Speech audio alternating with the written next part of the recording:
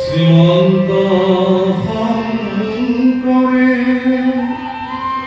পায় ভাই দীনা শ্ৰীমন্ত শঙ্কৰে পায় ভাই দীনা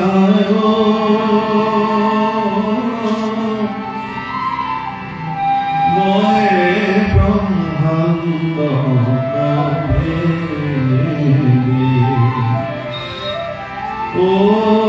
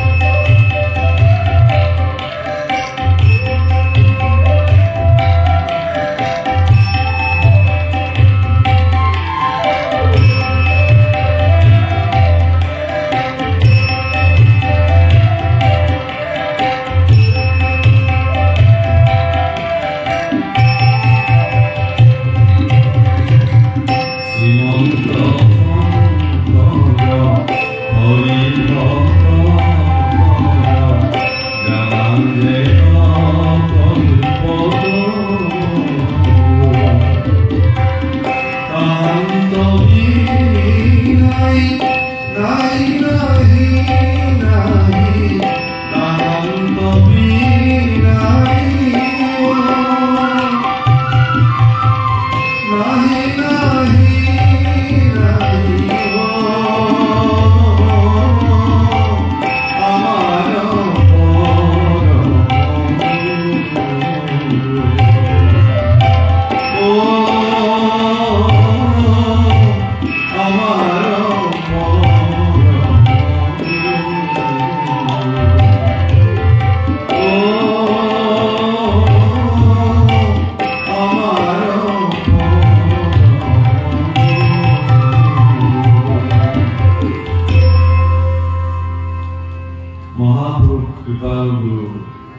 শ্ৰীমন্ত শংকৰ গুৰুজনাৰ দুখানি অভয় চৰণত কোটি কোটি প্ৰণিপাত জনালোঁ।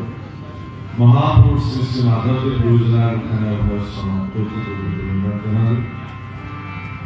আৰু শুৱালকুছিৰ শ্ৰী শ্ৰী ঈশ্বৰ বৰসত্ৰৰ চৈতন্যময় গুৰু আসনত কোটি কোটি দণ্ডত প্ৰণিপাত জনাই আপোনাৰ খবৰ দৰে সজ্জনসকল সন্মুখত বিৰাজমান হৈ আছে। ভক্তি স্বৰূপ আইসকল আৰু বৈকুণ্ঠৰ পাৰিষদ স্বৰূপ সমস্ত মানুহসকলৰ প্ৰতি আপোনাৰ খবৰ শ্ৰীচৰণৰ এই দাসে কোটি কোটি প্ৰণাম। প্ৰথমতে আপোনালোকৰ প্ৰতি আমি অশেষ কৃতজ্ঞতাৰ সেৱা নিবেদন কৰিছোঁ। আমাৰ গোটেই সংগীত বিভাগৰ পৰিয়ালৰ তৰফৰ পৰা আমাৰ এইগৰাকী সংগীত শিল্পী বাদ্যশিল্পী আজি আমি ইয়াতে চতুৰ্থবাৰৰ কাৰণে আপোনাৰ খবৰ আমন্ত্ৰণ ৰক্ষা কৰি আজি উপস্থিত হৈছোঁ। প্ৰথম কথা, এইহেন যান্ত্ৰিক যুগত এইহেন ছ'চিয়েল মিডিয়াৰ ধামখুমীয়াৰ যুগত এই সত্ৰৰ যিসকল উদ্যোক্তা, এই অনুষ্ঠানৰ যিসকল উদ্যোক্তা, এই অনুষ্ঠানৰ যিসকল কাৰ্যকৰ্তা সেৱকসকল, আপোনাৰ খবৰ মনত ইমান এটা সুন্দৰ ধনাত্মক ধাৰণাই যে পোষণ কৰিছে। আজি এই হোলী বুলি ক'লে যিটো উত্ৰাৱল পৰিৱেশ আজিৰ তাৰিখত মানুহৰ যি ধৰণৰ নিয়ন্ত্ৰণহীন পৰিৱেশ এটা, এনেকুৱা এটা সময়তো আপোনাৰ খবৰ যে এটা এনেকুৱা শান্তিপূৰ্ণ আধ্যাত্মিক পৰিৱেশত এই অনুষ্ঠান বছৰে আয়োজন কৰি আহিছে, তাৰ কাৰণে আপোনাৰ খবৰ এই প্ৰয়াস সমগ্ৰ অসমবাসীৰ কাৰণে আদৰ্শ হওক, এই প্ৰাৰ্থনা জনাই আপোনালোক সকলোকে পুনৰ কৃতজ্ঞতাৰ সঁচাকৈ আপোনালোক ধন্যবাদৰ পাত্ৰ। শুৱালকুছিৰ নিচিনা ধৰ্ম আৰু কৰ্ম সংস্কৃতিৰ সমন্বয়স্থলী, ইয়াৰ লোকে ইমান সুন্দৰকৈ ভাগৱত কথাৰ আয়োজন কৰি আজিৰ নিচিনা এটি পবিত্ৰ দিনত আপোনাৰ খবৰ মন প্ৰাণ ভাগৱতৰ অমৃত ৰসেৰে বিধৌত কৰিবৰ কাৰণে যি প্ৰয়াস কৰি আহিছে, সেই প্ৰয়াস সঁচাকৈ শলাগিবলগীয়া। ঈশ্বৰে আপোনালোকক আৰু শক্তি প্ৰদান কৰক, এইখিনি প্ৰাৰ্থনা কৰোঁ।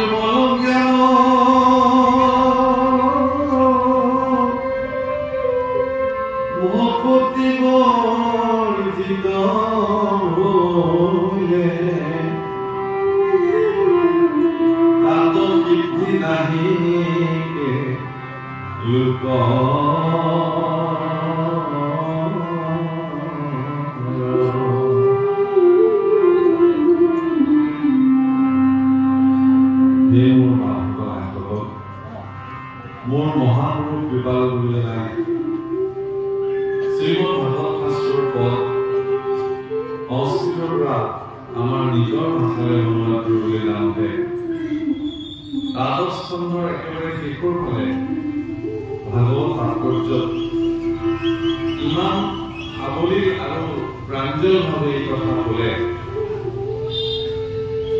যে আপোনালোকে ভাগৱত শ্ৰৱণ কৰিলে, ভাগৱত সম্পৰ্কে আপোনালোকে জানিলে, ভাগৱত সম্পৰ্কে আপোনালোকৰ মন মগজুত যি ধাৰণা হ'ল বা যিখিনি ধাৰণা আপোনালোকে পোষণ কৰিলে ভাগৱতৰ পৰা, সেই ধাৰণাখিনি আৰু সুদৃঢ় কৰিবৰ কাৰণে মহাপুৰুষে ক'লে যে জ্ঞান মাৰ্গ বা কৰ্ম মাৰ্গতকৈও ভক্তি মাৰ্গৰ যি সৰ্বশ্ৰেষ্ঠ পন্থা কীৰ্তন, শ্ৰৱণ কীৰ্তন, ইয়াক আদৰ কৰিবলৈ কোৱা হ'ল।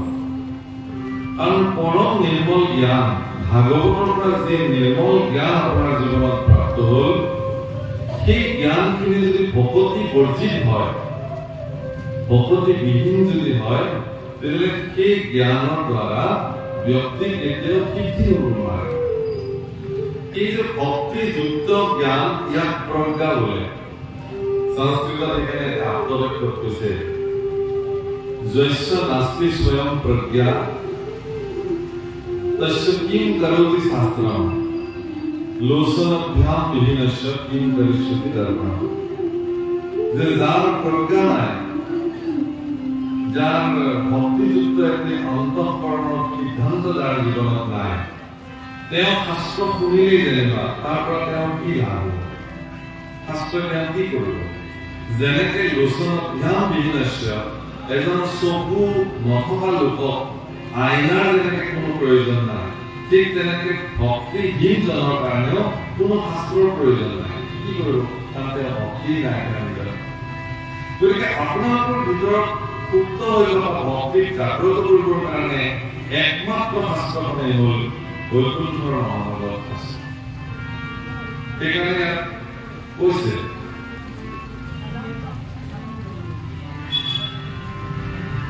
আৰ সৰ্বোত্তম যিটো কৰ্ম কৃষ্ণ তনুৰ পীড়া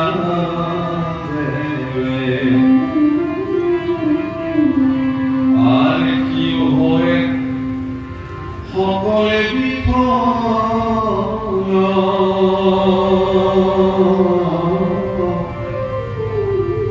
নিন্দিত সকাম কৰ্ম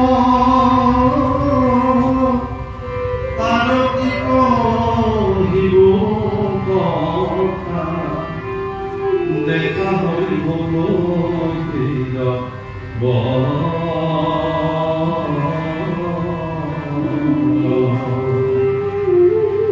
সৰ্বোত্তম কৰ্ম, জীৱনৰ আপোনাৰ সৰ্বশ্ৰেষ্ঠ কৰ্মটোৱে হ'ল ভগৱানৰ ওচৰত সমৰ্পিত হোৱা। ভগৱানৰ চৰণ সেৱা কৰাটোৱে জীৱনৰ সৰ্বশ্ৰেষ্ঠ কৰ্ম। বাকী আপোনাৰ জীৱনত যিমান কৰ্ম হয়, সেই কৰ্মসমূহ সৰ্বশ্ৰেষ্ঠ কৰ্ম বুলি ধৰা হোৱা নাই। দৈৱকী পুত্ৰৰ পদসেৱা কৰ্ম একো এৰিব নহয়, জগতত একমাত্ৰ এইটোৱেই কৰ্ম, বাকীবিলাক চব অকৰ্ম বুলি ধৰা আছে। গতিকে এই কৰ্মটোকে জীৱনৰ সৰ্বশ্ৰেষ্ঠ কৰ্ম বুলি ধৰা আছে, আৰু এই কৰ্মটো কিন্তু কৃষ্ণতে অৰ্পণ কৰিব লাগিব। যদি নকৰে তেতিয়াহ'লে সকলোতে বিফল হ'ব। গতিকে নিন্দিত সকাম যিবিলাক কৰ্ম জীৱনত কৰে, তাৰ কি কথা কওঁ, ভকতিৰ বল চাওঁ। কি বল দেখুৱাইছে? আর বর্ণাশ্রম ধর্ম যত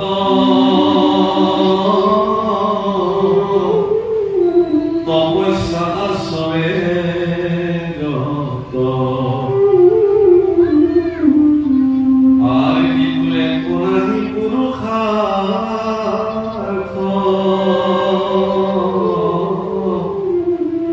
সম্পত্তি কীর্তির অর্থে করে মিশা পরিশ্রম, শুনা পঢ়িতো পৰমাৰ্থ। সম্পত্তি যথেষ্ট কৃতিত্ব অৰ্জনৰ কাৰণে যদি মানুহে ভগৱানক সেৱা কৰিবলৈ লয়, তেতিয়াহ'লে ইয়াৰ পাৰমাৰ্থিক বিষয় বিচাৰ একো নাথাকে। যথেষ্ট কৃতিত্ব ভগৱানে আপোনাক দিব, আপোনাক সম্পত্তি ভগৱানে দিব। এই সম্পত্তি কেনেকে ভোগ কৰিব লাগে তাৰ মানসিকতাটো ভগৱানৰ পৰা বিচাৰ কৰিব। যে ভগৱান মোক যে আপুনি সম্পত্তিবিলাক দিছে, ইয়াৰ ইউটিলাইজটো মই কেনেকুৱা কৰিম, প্ৰপাৰ ইউটিলাইজ। সঠিক ব্যৱহাৰ কৰাৰ মানসিকতাটো তুমি দিয়া সম্পত্তিটো নাই চবৰে আছে কম বেছি পৰিমাণে কিন্তু সেই সম্পত্তিখিনিৰ প্ৰপাৰ ইউটিলাইজ কি কৰিব সঠিক ব্যৱহাৰ কেনেকৈ কৰিব তাৰ কাৰণে যদি এটা মানসিকতা থাকে তেতিয়াহ'লে সেই সম্পত্তি কৃত্যে তেওঁৰ জীৱনত এক কৰিব নোৱাৰে বহুত মানুহে সম্পত্তিক লৈ পেলাই ভ্ৰমণ কৰি থাকে যথেষ্ট কৃতিত্বক লৈ পেলাই অহংকাৰী হৈ থাকে কিন্তু সেই যথেষ্ট কৃতিত্ব তেওঁৰ জীৱনৰ গতি সাধন কৰিব নোৱাৰে যথেষ্ট কৃতিত্ব সম্পত্তি থকাৰ পিছতো কোনোবা ব্যক্তি যদি বিনয়ী হয় তেতিয়া তেওঁৰ জীৱনত সুখ পাব সেইকাৰণে কৈছে যে বিদ্যা দদাতি বিনয় বিনয় ধনম আপনতি ধন ধৰ্ম তত সুখ বিদ্যা বিদ্যা মানে মায়া বিভিন্নভাৱে যিটো জ্ঞান পোৱা হয় তাক বিদ্যা বোলে মায়া যুক্ত বিদ্যাবিলাকক অবিদ্যা বোলে মনত ৰাখিব ইয়াত এই বিদ্যাৰ কথাই আছে এডুকেশ্যন কোৱালিফিকেশ্যনৰ কথা ইয়াত কোৱা নাই এজন ব্যক্তি বিদ্যাৰ্থীভাৱে তেওঁ কিমান অৰ্হতা সম্পন্ন শাস্ত্ৰত বিচাৰ নকৰে কিন্তু তেওঁ জ্ঞানী কিমান শাস্ত্ৰত বিচাৰ কৰিব সেইকাৰণে কৈছে যে এই বিদ্যা সা বিদ্যা ইয়া বিমুক্তে সংস্কৃতত কৈছে সা বিদ্যা ইয়া বিমুক্তে এই বিদ্যা যি বিদ্যা আপোনাক মুক্ত কৰিব পাৰে কিন্তু এনেকুৱা বিদ্যা আপুনি জীৱনত অৰ্জন কৰিলে যি বিদ্যা আপোনাক দিনে দিনে কেৱল বান্ধিছে আৰু বান্ধিছে তেতিয়াহ'লে সেই বিদ্যা সা বিদ্যা ইয়া বিমুক্তে হ'ব নোৱাৰে গতিকে সেই বিদ্যা যি বিদ্যা আপোনাক বিনয় প্ৰদান কৰিব আপুনি বিনম্ৰ হ'বলৈ শিকিব নিৰহংকাৰী হ'বলৈ শিকিব নিৰ্মৎসৰম হ'বলৈ শিকিব সেই বিদ্যাই আপোনাক ধন তেনেকুৱা অৱস্থাৰে যিবিলাকে ধন উপাৰ্জন কৰে সেই ধনে মানুহক ধৰ্মলৈকে লৈ যায় আৰু তেনেকুৱা ধাৰ্মিক ব্যক্তি সুখ জীৱনত গতিকে তাৰ কাৰণে মন শুদ্ধ কৰিব লাগিব আৰু মন শুদ্ধ কৰাৰ উপায় এটাই সেইটো হ'ল ৰাম ৰাম নাম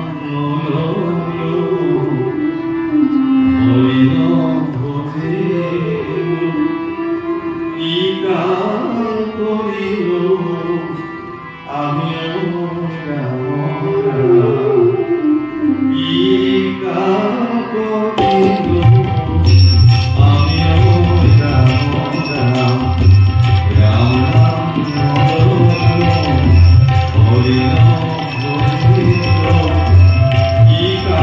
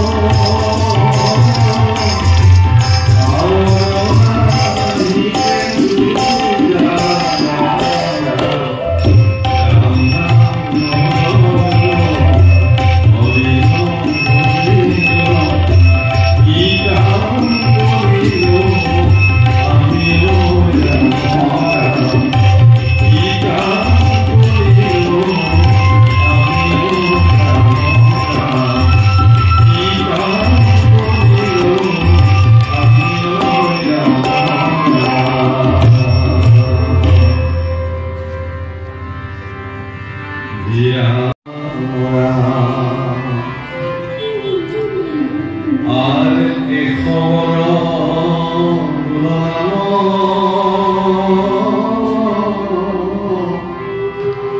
শ্রবণ কীর্তন করে কান্ত জীবা ফুলন দেখা দরে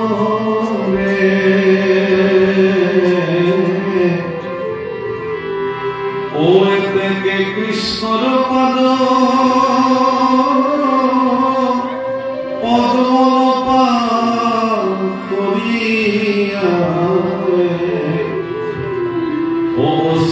কালতে ফল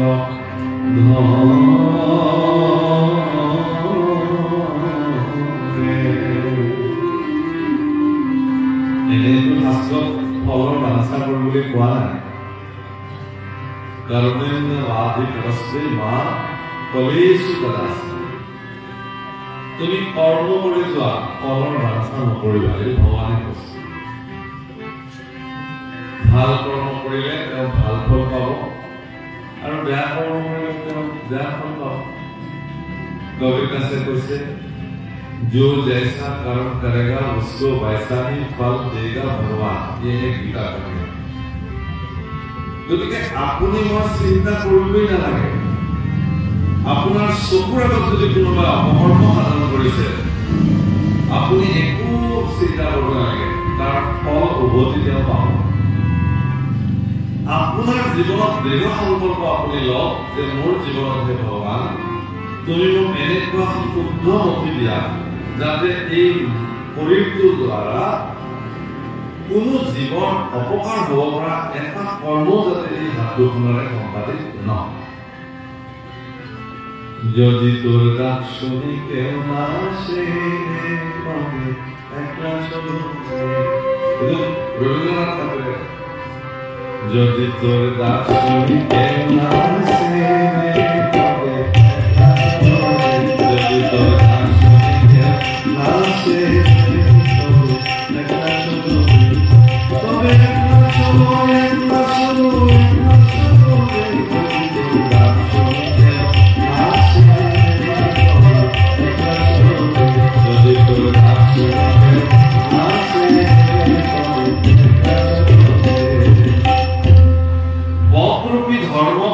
তবে প্রশ্ন করছে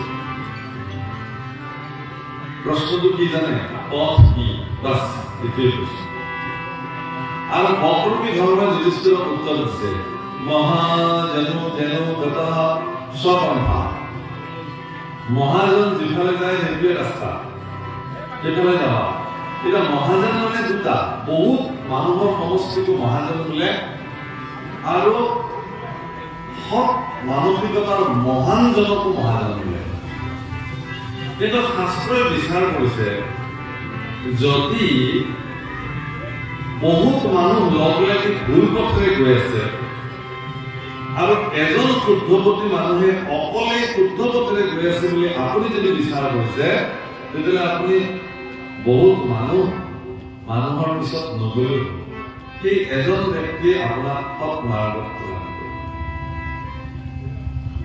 মহন্ত আমি যে কওঁ যেতিয়া আমি সত্ৰাধিকাৰ হোৱাৰ পিছত আমাক নামৰ পিছত ৰাইজে মহন্ত দিলে ভয় লাগে মহন্ত বুলি ক'ব কাৰণে কাৰণ মহন্ত হোৱাটো ইমান সহজ আমাৰ জীৱনত আমি মহন্ত হ'ব পাৰিম নে নোৱাৰিম এতিয়াও সন্দেহ আছে মহাপুৰুষ মাধৱদেৱে স্পষ্ট কৰিছে কৃষ্ণ পদ মাত্ৰ সেৱা কৰে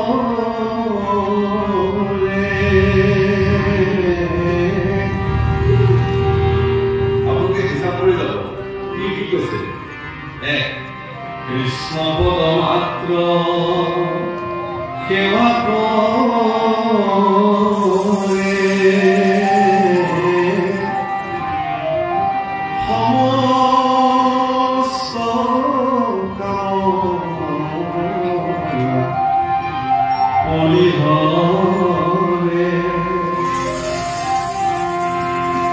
বেদ ব্যৱহাৰ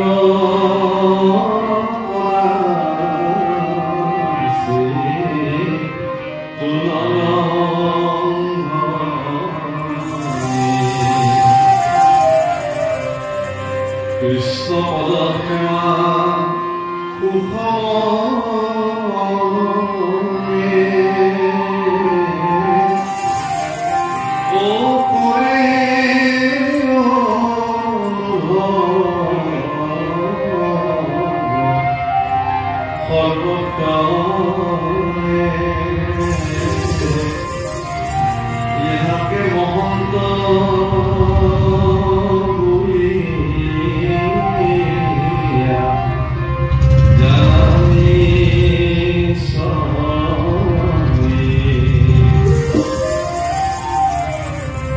কৃষ্ণ পদমত কামৰে এক সমস্ত কামনা কৰিলে দুই বেদ ব্যৱহাৰ কদাচিত নলংঘৰ বেদে যি আচৰণ দেখুৱাইছে জগতক সেই বেদে দেখুৱাই দিয়া ৰাস্তা তেওঁ কেতিয়াও তাৰ ভ্ৰমিত বেদ বাদ দিয়াৰ লগে লগে তেওঁ নাস্তিকত পৰিব বেদ যিজনে নামানে নাস্তিকবিলাকে ভগৱানকো মানে তেওঁলোকৰ নিজা নিজা ভগৱান আছে কিন্তু বেদে দেখুৱাই দিয়া ভগৱানক তেওঁলোকে আনিব পাৰে মুঠতে বেদ নামানে আপুনি নাস্তিকত পৰিব পাৰে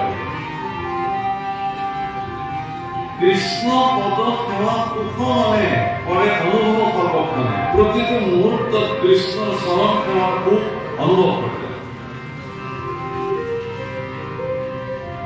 এই চাৰিটা ইহাতে মহন্ত বুলিয়া সিদ্ধান্ত যদি এই চাৰিটা কেটেগৰীত কোনোবা পৰিছে তেওঁ যি জাতত জন্মগ্ৰহণ নকৰক কিয় তেওঁ যি দেশত জন্মগ্ৰহণ নকৰক কিয় তেওঁ যিয়ে নকৰক কিয় তেওঁকে মহন্ত বুলি আপুনি সেৱা কৰিব পাৰে তেওঁৰ পদধূলি আপুনি কিয় অভিষেক কৰিব পাৰিব তেওঁ আসনে বসনে পাদ্যৰে মাতি আনি তেওঁৰ শ্ৰীমুখে আপুনি ভগৱত কথা শ্ৰৱণ কৰিব অন্যথা নহয় অধিকাৰ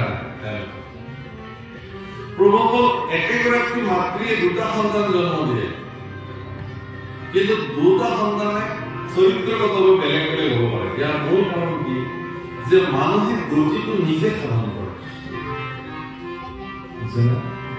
সেইটো বিধিৰ বিধান বুলি কয় কিহৰ কাৰণে কয় যে প্ৰাৰব্ধ কৰ্ম আপুনি যি আৰ্জিছে ইজনক আপুনি ভোগ কৰিবই লাগিব আমাৰ মানে খুব প্ৰসিদ্ধ সামগ্ৰী অভিজ্ঞতা আছে বিধিকে বিধাতা ও হৰি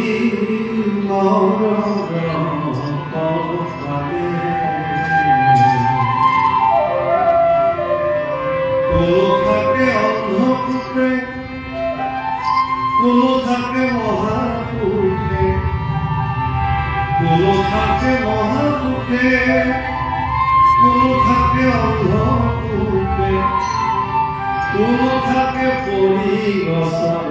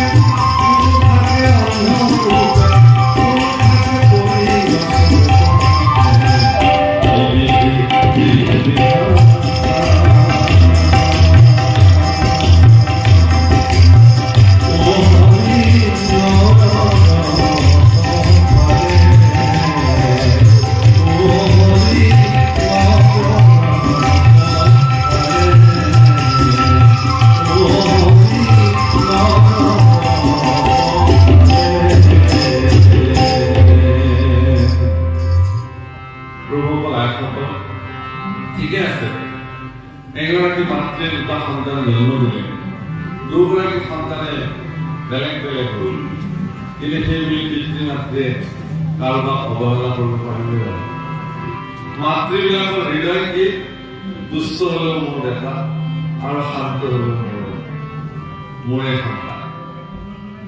গতিকে এগৰাকী মাতৃ প্ৰভুসকল পৃথিৱীত একদম চূড়ান্ত সত্য বস্তুটো ঈশ্বৰৰ লগত সমগ্ৰ ধৰা হয় এগৰাকী জননী জন্মভূমি।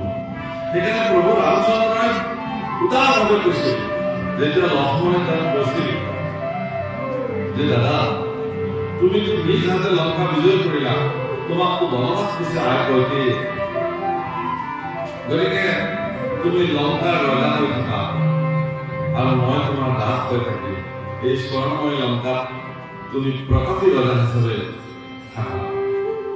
ৰামচন্দ্ৰই কৈছিল একদম আজিও এই বাক্য সমগ্ৰ পৃথিৱী জুৰি পৰিব্যাপ্ত হৈ আছে। উপি স্বৰ্ণময়ী লংকা নমে লক্ষ্মণ ৰোচতে জননী জন্মভূমি স্বৰ্গাদপি দৰ্শে। যদি লঙ্কাখন স্বৰ্ণময়ী হে লক্ষ্মণ, ইয়াৰ প্ৰতি মোৰ কিঞ্চিত ৰুচি নাই, কাৰণ কিয় মোৰ জননী মোৰ আই মোৰ জন্মদাত্ৰী আৰু মোৰ জন্মভূমি য'ত সেয়াই মোৰ কাৰণে উত্তম স্থান। অৰ্থাৎ জননী জন্মভূমি স্বৰ্গতকৈও উত্তম, স্বৰ্গাদপি দৰ্শে স্বৰ্গতকৈও গৰিয়সী উত্তম। কিন্তু আজিৰ সন্তান সন্ততিয়ে সকলোবিলাকে নহয় বাৰু, মই সকলোকে কোৱা নাই, পৃথিৱীত এতিয়াও বহুত এনেকুৱা সৎ সন্তান পিতৃ মাতৃৰ জন্ম দিছে যি সন্তানে পিতৃ মাতৃক ভগৱানৰ সমকক্ষ সেৱা কৰিছে। এতিয়াও আছে, মোৰ জীৱনত মোৰ প্ৰাপ্ত হৈছে, মই লগ পাইছো, সান্নিধ্য পাইছো তেওঁলোকৰ। আৰু তেনেকুৱা সতী সন্ততি যদি দেখা পাওঁ, বয়সত ডাঙৰ যিহেতু মানত ডাঙৰ যিহেতু সিহঁতৰ চৰণ চুই সেৱা কৰিবলৈ আমাক নিদিয়ে, কিন্তু মই অন্তৰেৰে সেইবিলাক সন্তানৰ চৰণ দুখন চাই অন্তঃকৰণে সেৱা জনাই ধন্য হে বাচা। কোন মাতৃয়ে তোমাক জন্ম দিছে, কোন পিতৃয়ে তোমাক জন্ম দিছে। সেইকাৰণে অন্তঃকৰণে তেনেকুৱা ল'ৰা ছোৱালী যদি পৃথিৱীত তেনেকুৱা কোনো সন্তান সন্ততি আছে যি নিজৰ বসুনী মাতৃ আৰু পিতৃৰ সেৱাত নিজৰ জীৱন উৎসৰ্গা কৰিছে, তেনেকুৱা সন্তান সন্ততিৰ প্ৰতি সচেতনতা। প্ৰভুসকল পৃথিৱীত এই যে আমিবিলাকে বিজ্ঞান প্ৰযুক্তিৰ বীজ বিজাই আছে, আজিৰ পৃথিৱী ধন টকা পইচা শিক্ষা দীক্ষাই বীজ বিজাই আছে নহয়, এই ধনৰ মিনাৰ এই শিক্ষাৰ মিনাৰক খুব ইফিকিং কৰি আছে বৃদ্ধাশ্ৰম বিলাকে, খুব তাচ্ছিল্য কৰি আছে আচলতে। সেই শিক্ষাৰ কোনো মূল্যই নাই। যি শিক্ষিত মানুহে নিজৰ পিতৃ মাতৃক পোহপাল দিব নোৱাৰি পেলাই বৃদ্ধাশ্ৰমত থৈ আহে, তেওঁৰ শিক্ষা মই ভাবো এই শিক্ষাৰ কোনো মূল্যই নাই। তেওঁ শিক্ষিত নহয়, হবই নোৱাৰে।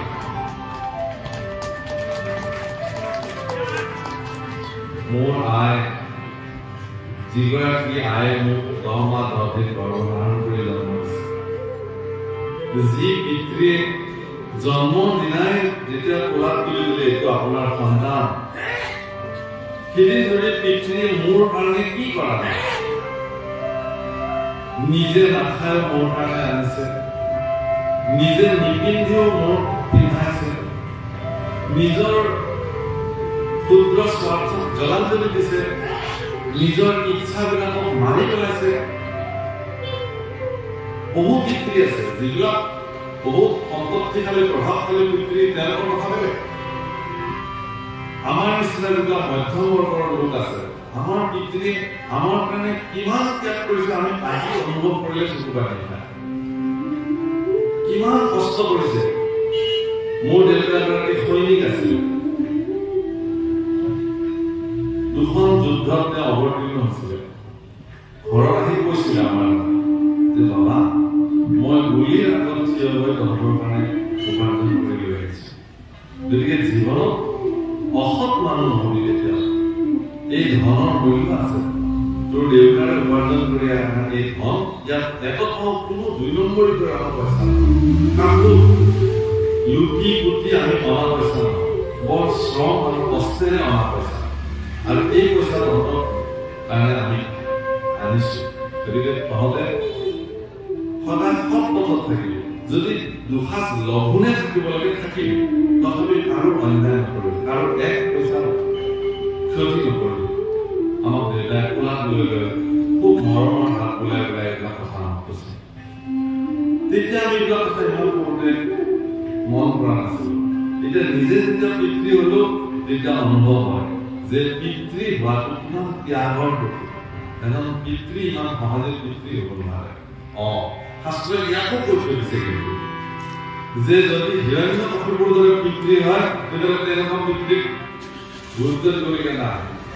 যদি ৰাৱণৰ দৰে জ্যেষ্ঠ ভাতৃ হয় তেতিয়াহ'লে তেনেকুৱা জ্যেষ্ঠ ভাতৃক গুৰুত্ব দিবলগীয়া নাই। শুক্ৰাচাৰ্যৰ দৰে যদি গুৰু হয় তেনেকুৱা গুৰুৰ কথা শুনিবলগীয়া নাই। শাস্ত্ৰই এই কথা কৈছে। কিন্তু সাধাৰণতে হিৰণ্যকশিপুৰ দৰে পিতৃ পৃথিৱীত নাই, খুব কম আছে যদি কৰবাত। কিন্তু সকলো পিতৃয়ে নিজৰ ত্যাগ সকলো নিজৰ সন্তানৰ কাৰণে কৰে। সেইকাৰণে প্ৰতিগৰাকী সন্তান সন্ততি এইখন বিশ্ববিদ্যালয়ৰ মজিয়াৰ পৰা, কোনখন বিশ্ববিদ্যালয়? মহাপুৰুষ গুৰুজনাই আজিৰ পৰা ৫০০ বছৰ আগতে প্ৰতিষ্ঠা কৰি থৈ যোৱা মহাপুৰুষে ধৰ্মক্ষেত্ৰ ভাগৱত বিশ্ববিদ্যালয়। এইখন বিশ্ববিদ্যালয়ৰ পৰা এই শিক্ষা দিয়া হৈছে যে পিতৃ মাতৃ মানে কি পিতৃদেৱ ভৱ, মাতৃদেৱ ভৱ, আচাৰ্য দেৱ ভৱ, অতিথি দেৱ ভৱ। যেতিয়া গুৰুকুলৰ পৰা ওলাই যায় গুৰুৱে এইকেইটা উপদেশ দিয়ে। কেইটামান উপদেশ দিয়ে। আজিকালিতো গুৰুকুল নাই, আগতে গুৰুকুলৰ পৰা ওলাই গ'লে এইকেইটা উপদেশ দিছিল যে শুনা, অন্নম ন নিন্দাত অন্ন বহু পূৰ্বতী তদপ্ৰদা। তুমি অন্নক নিন্দা নকৰিবা, অন্নক বঢ়াবৰ কাৰণে তুমি ব্ৰত কৰিবা।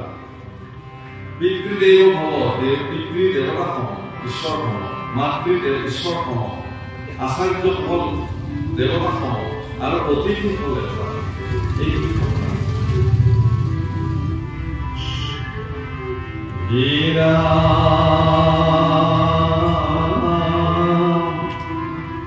কৃষ্ণৰ স্মৰণে তাৰ প্ৰথমে পাতে হৰি কীৰ্তনৰ ফল কৈ আছে। আমি ফল নিবিচাৰো, কিন্তু তথাপি ভগৱানে দিছে। আপোনালোকে লৈ ল'ব ফলবিলাক হৰিনাম কীৰ্তন কৰি। কি কৈছে? আর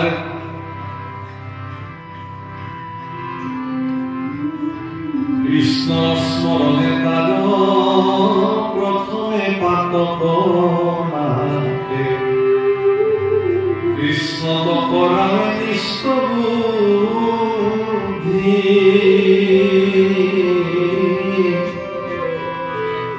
আর পরম ভক্তি জ্ঞান বৈরাগ্য লাগলয়ে হয় আতিশয় চিত্ত শুদ্ধি। হৰিনাম কীৰ্তনৰ এইবিলাক ফলশ্ৰুতি ফল। প্ৰথমতে আপোনাৰ যিমান পাপ আছে পাপবিলাক নাশ হ'ব হৰিনাম কৰিলে। দ্বিতীয়তে কৃষ্ণৰ প্ৰতি নিষ্ঠ বুদ্ধি, মানে কৃষ্ণৰ প্ৰতি একাগ্ৰতা, বিশ্বাস, দৃঢ়তা আপোনাৰ নাম সংকীৰ্তনে আনে।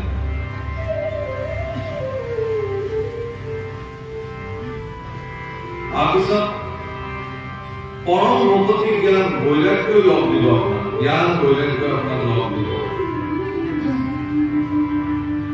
আৰু চিত্ত শুদ্ধি হ'ব, আতিশয় শুদ্ধি হ'ব। সুন্দৰ। প্ৰভুক মানুহক দৃঢ়তা আনিবৰ কাৰণে এই বস্তুকেইটাৰ প্ৰয়োজন আছে। ছত্ৰপতি শিৱাজী মহাৰাজৰ গুৰু স্বামী সামৰ্থ্য গুৰু স্বামী ৰাম সুখদাস, তেখেতে তেওঁৰ শিষ্য ছত্ৰপতি শিৱাজীক তেওঁৰ দৃঢ়তা আনিবৰ কাৰণে তেওঁ ৰাম মন্ত্ৰ, ত্ৰয়োদশী এটা মন্ত্ৰ, যাক বিজয় মহামন্ত্ৰ বুলি সমগ্ৰ ভাৰত, সেইটো তেওঁ সাধনাত সিদ্ধ কৰি নিজে লক্ষ লক্ষবাৰ সেই নাম জপ কৰি পেলাই তেওঁ প্ৰদান কৰিছে যে তুমি এইটো জপ কৰা। এই নাম সংকীৰ্তন কৰোঁতে কৰোঁতে ছত্ৰপতি শিৱাজী মহাৰাজৰ এই দৃঢ়তাটো আহি গৈছে, আৰু তেওঁ জগতৰ কল্যাণৰ কাৰণে, প্ৰজাৰ কল্যাণৰ কাৰণে তেওঁ জীৱনত প্ৰচাৰ কৰিছে। কি আছিল সেই ত্ৰয়োদশী মন্ত্ৰ? আপোনালোকেও গাব পাৰে। শ্ৰী ৰাম জয় ৰাম জয় জয় ৰাম, শ্ৰী ৰাম জয় ৰাম জয় জয় ৰাম, শ্ৰী ৰাম জয় ৰাম জয় জয় ৰাম, শ্ৰী ৰাম জয় ৰাম জয় জয় ৰাম, শ্ৰী ৰাম জয় ৰাম জয় জয় ৰাম, শ্ৰী রাম জয় রাম জয় জয় রাম, শ্রী রাম জয় রাম জয় জয় রাম, শ্রী রাম জয় রাম জয় জয় রাম, শ্রী রাম জয় রাম জয় জয় রাম। ত্ৰয়োদশী মন্ত্ৰ 13টা অক্ষৰ আছে, আপুনি জপ কৰিব পাৰে। অৰ্থাৎ ৰাম নাম, কৃষ্ণ নামে আপোনাৰ মনৰ সমস্ত কলুষতা দূৰ কৰি কৃষ্ণৰ প্ৰতি নিষ্ঠ বুদ্ধি আনি স্থিৰ চিত্তৰে আপোনাক দৃঢ় ব্যক্তি হিচাপে আপোনাক নিৰ্মাণ কৰিব পাৰে। সেয়া ৰাম নামৰ মাহাত্ম্য। ইয়াত এইকাৰণে কৈছে, তাতকে ডাঙৰ কথা কি আছে, আপোনাৰ যি চিত্ত, সেই মলিন মনত শুদ্ধ চিত্তলৈকে তেওঁ পৰিৱৰ্তন কৰিব পাৰে। মনবোৰ বহুত চঞ্চল, মন মলিন, মন বিলাকে কি নাভাবে পৃথিৱীত। শুই থাকোঁতে সাতমহলীয়া বিল্ডিং বান্ধি একদম ওপৰৰ তলত শুই থাকে, এক ছেকেণ্ড নালাগে এইখিনি কথা ভাবিব। কিন্তু এই কামটো সাকাৰ ৰূপ দিবৰ কাৰণে কিন্তু বহুত সময়ৰ প্ৰয়োজন আছে, সামৰ্থ্যৰ প্ৰয়োজন আছে। সেইকাৰণে APJ আব্দুল কালামে কৈছিল, বোলে তোমালোকে জাগি সপোন দেখিবলৈ আৰম্ভ কৰা, শুই শুই সপোন দেখিলে নহব। শুই সপোন দেখাবৰ একো কাম নাই, সপোনৰ নিধি যেন হাততে আহে। সপোনতে বহুত কথা পালো, ৰাতিপুৱা শুই উঠি একো কাম নাই পকেটত। কিন্তু যিবিলাকে জাগি জাগি সপোন দেখে, সজাগ হৈ, মানুহবিলাকৰ সজাগতাৰ অভাৱ হৈছে বহুত মানুহ। আমি এতিয়া নাজাগো, আমি এনেকুৱা গভীৰ নিদ্ৰা। সেইকাৰণে মহাপুৰুষে লিখিছে, ব্ৰহ্মায়াদি ক্ৰমি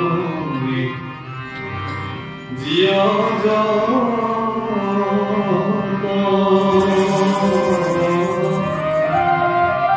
ও ৰাম ৰাম ৰাম ৰাম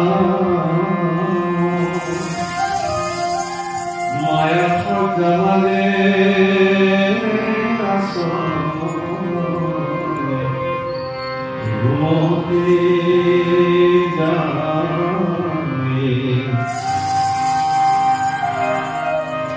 তুমি হে চৈতন্য সনাতন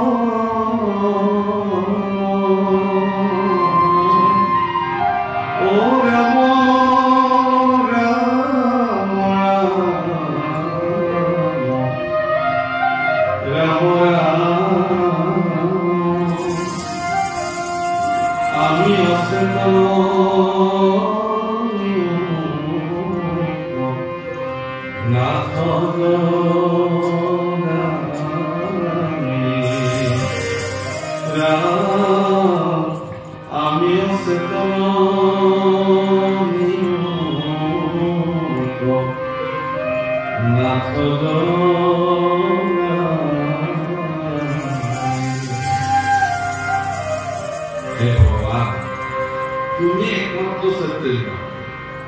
তুমি মাত্র জাগ্রত হয়ে থাকা আর আমিবিলাক ব্রহ্মাকে মুক্ত করে সমস্ত জীব আমিবিলাক টোপনি লালটান হয়ে আছে। বহুতে কব খোজে ক'ত আমি মাজে মাজে সাৰ পাওঁ নাপাওঁ। মায়া নিদ্ৰাত এনেকে আমি বঞ্চিত হৈ আছো, সেইকাৰণে আমি আত্মদৰ্শন কৰিব পৰা নাই, মানে স্বয়ং দৰ্শন নিজক দেখা নাই, আত্মগত দৃষ্টি। তাৰমানে আপুনি যিদিনাখন নিজক অনুসন্ধান কৰিব, নিজক চাব, সেইদিনাখন আপুনি উপলব্ধি কৰিব যে আপুনি কোন আচলতে, আপোনাৰ কাম কি, এইখন জগতলৈ আপুনি কিয় আহিছে। সেইদিনাখন আপোনাৰ কৰ্ম নিৰ্ধাৰণ হ'ব, আপোনাৰ গতি নিৰ্ধাৰণ হ'ব, আৰু সেইদিনাখন আপুনি এগৰাকী সদ্গুৰুৰ আশ্ৰয় অভাৱ অনুভৱ কৰিব যে মোক এগৰাকী গুৰু লাগে। গুৰুবিহীন মন্ত্ৰ মাতৃবিহীন দাস, কাৰণ গুৰু সাক্ষাৎ পৰম ব্ৰহ্ম, গুৰু সাক্ষাৎ পৰম ব্ৰহ্ম ঈশ্বৰ দেৱ। গতিকে ঈশ্বৰ সদৃশ গুৰুসকলৰ শ্ৰীচৰণত নিজক সমৰ্পিত কৰি ভগৱান শ্ৰীকৃষ্ণ দুখানে অভয় চৰণত গুৰুৰ নিৰ্দেশত শৰণাপন্ন হোৱা জীৱই কেতিয়াও পিছলৈ উভতি চাব নালাগে। তেওঁৰ জীৱনত যি প্ৰাপ্তি হৈছে সেয়া ভগৱানৰ দ্বাৰা প্ৰাপ্তি হৈ তেওঁ মেমনা কৰে। সেইকাৰণে আপোনাৰ কি কয় মীৰাবাই গৰাকীটো ৰাজকীয় পৰিয়ালৰ আছিলে, কিন্তু যদি সন্যাসী দুজনমান আহি যায়, বাও যদি দুজনমান আহি যায়, তেওঁলোকৰ লগত কীৰ্তন কৰি গুচি গ'ল। ভগৱানৰ মূৰ্তিটোকে হৃদয়ত সাৱটি, এইটোকে জীৱনৰ সৰ্বশ্ৰেষ্ঠ বুলি মানি তেওঁ জীৱনৰ সকলো পৰিত্যাগ কৰিলে, ধন জন ঐশ্বৰ্য শক্তি সামৰ্থ্য চব পৰিত্যাগ কৰিলে। পৰিত্যাগ কৰি তেওঁ চিৰদিনৰ কাৰণে ভগৱানৰ হৈ গুচি গ'ল। সেইকাৰণে মীৰাৰ নিচিনা অনেক সেই সময়ৰ বা আজিও অনেক সমৃদ্ধিশালী ঘৰৰ বোৱাৰী থকাৰ পিছতো মীৰাৰ নামটো আজি ভাগৱতত পঢ়ি আমি ল'বলগীয়া হৈছে। তেওঁৰ জীৱনৰ কৰ্মই ইয়াক নিৰ্ধাৰণ কৰিছে। যি কৰ্ম আপুনি কৰিব সেইটোহে আপোনাৰ চৰিত্ৰত ফলন কৰিব। আপোনাৰ মনৰ ভিতৰত যিখিনি কথা আছে সেইখিনি কথাখিনি হ'বই, তাক কোনো বাধা দিব নোৱাৰে। সেইকাৰণে মীৰাক যেতিয়া সোধা হৈছিল যে তুমি কি পাইছা, নাখায় নলয় দিন ৰাত সদৰে সদৰে ঘূৰি ফুৰিছে, কেৱল কৃষ্ণ নাম লৈ লৈ ৰাম নাম লৈ লৈ, তেতিয়া মীৰাই কৈছে বস্তু অমূলিক দি মোৰে সদগুৰু, বস্তু অমূলিক দি মোৰে সদগুৰু, কৃপা কৰো আপোনাৰো, আয়ো জীবনে ৰাম ৰতন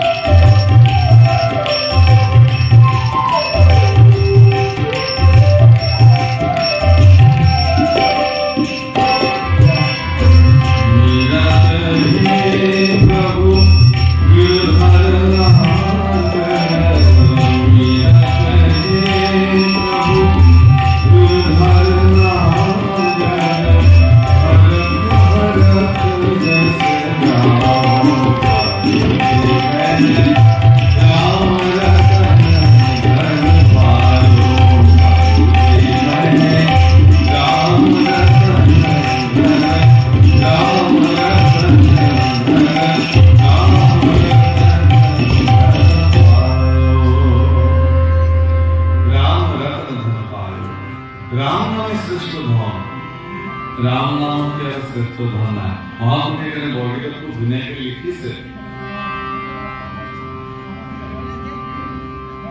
नामे परम धन सिंधु मोर भाई नामे परम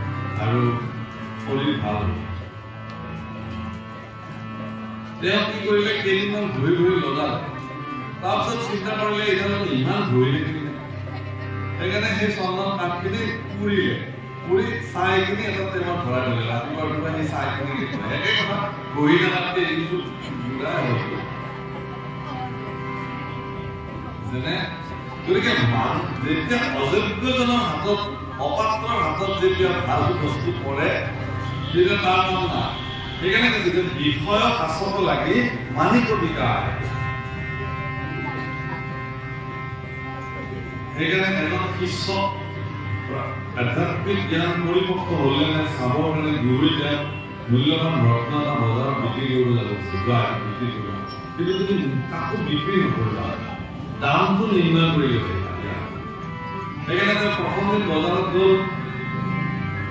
গৈ শাক-পাচলি বিক্ৰী কৰা দোকানে ক'লে এইটো মই বিক্ৰী কৰিম তেতিয়া বাৰে চাৰে পালা বিক্ৰী চালে মানে মোৰ এনেও 200 গ্রাম ডলার না একটু ডলার দাম হবে এদিকে কি মানে 10 টাকা দিব পারে লেতে গুরু লাগা আছে যে মানে 500 দোকানে ধরে গেছিল একটু এই পাথরটো 10 টাকা আছে কাজে দিলেন এনে ইতনা তো দেখে ইতনা তো নিজের নিজের প্রয়োজন অনুসারে তার মূল্যায়ন করেছে কিন্তু এদিন যেতিয়া দেয়া এখন পুনৰ অলংকাৰৰ দোকানত গৈ সোমালে যেতিয়া সোণালী এইটো দেখি কিনে ক'ত পালে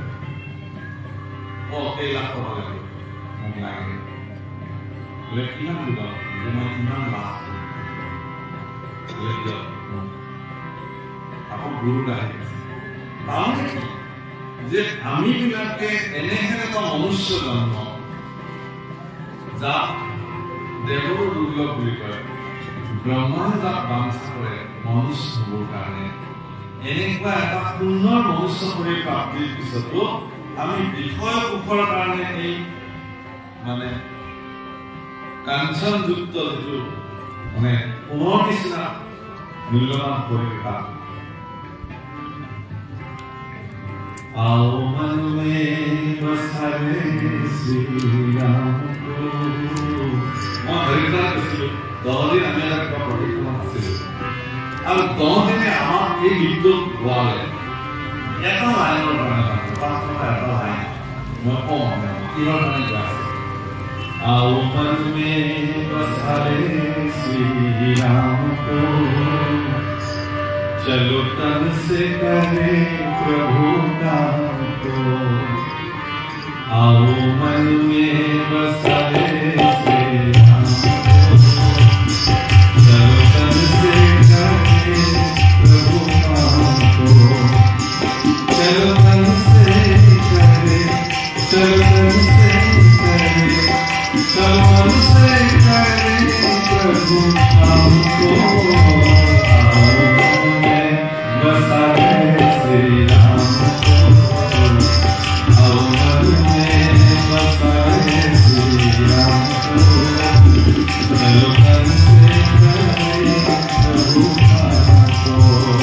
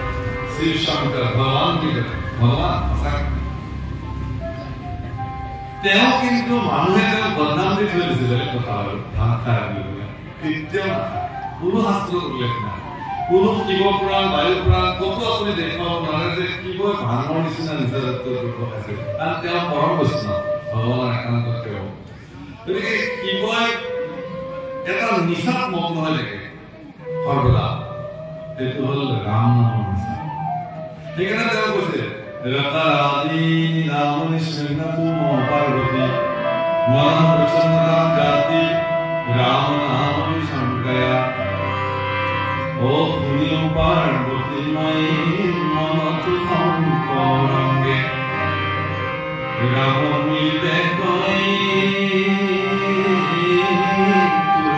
তুজনে আমাকে নামটা লিখেছে একটু বায়ুবর্ণ সুর রকালি নাম নিশ্চয়তা পার্বতী মহেশের লঙ্ক শুনিও পার্বতী রকালি নাম শুনি পরম প্রসন্ন হয় মন ও শুনিও পার্বতী মায়ের মনত শঙ্করঙ্গে রাম বলিতে কই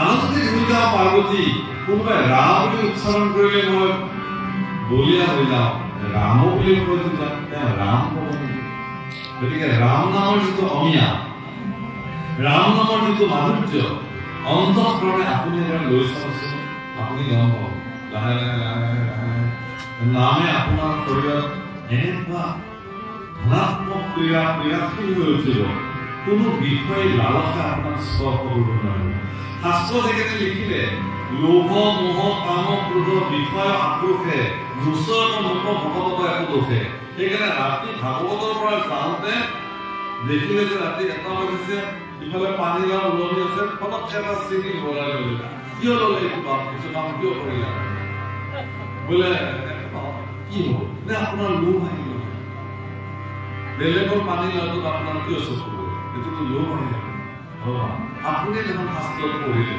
লোভ মোহ কাম ক্ৰোধৰ বিষয় আক্ৰোশে মুছৰ মোৰ ভকতক একো দোষে মোৰ ভকতক কৰিলে আমাৰ যে এইগিলা দোষে নাপায় গতিকে মই লোভত কৰি পানী গাঁও ছিঙিলেও এইটো লোভে মোক একো নকৰে এইবিলাক আমি ভকত হৈছো মোহত কৰিলে আমাৰ একো পাপ নহয় এনেকুৱা নেকি কথাটো এই কথা লিখিলে নেকি গুৰুজনাই ভুল দেখা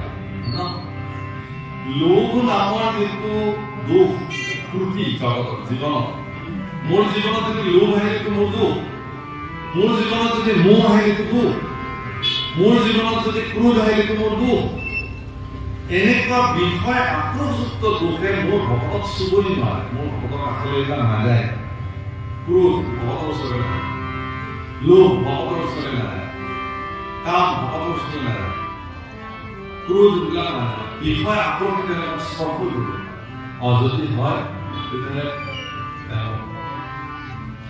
আমাৰ ইয়াত ভকত বুলি কয় বাহিৰৰ কয় ভগত বুলি কয় ভগত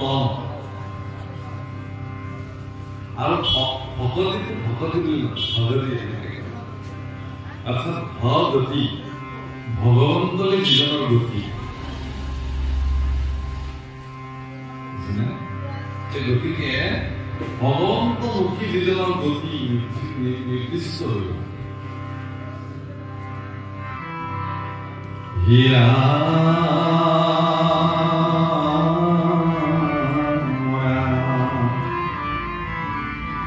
আৰ জ্ঞানত কৰ্মত কৰি ভকতি মহাশ্ৰেষ্ঠ ভকতি মধ্যত